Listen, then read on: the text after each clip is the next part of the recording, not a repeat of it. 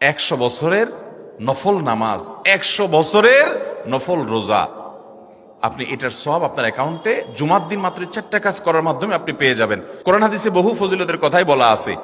এত বিপুল পরিমাণে, এত অধিক পরিমাণে সওয়াবের কথা যে কারো বাসা থেকে অনেকের আছে যেতে 500 স্টেপ পড়বে।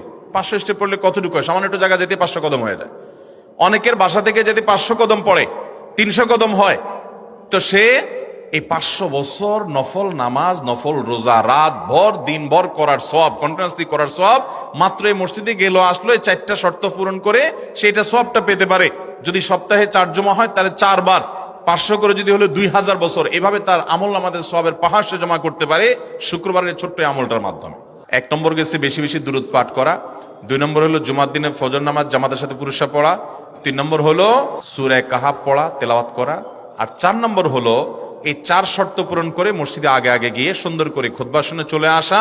কোনো কথাবার্তা, খুতবা চলাকালীন সময় কোনো কথাবার্তা, অনর্থক কাজ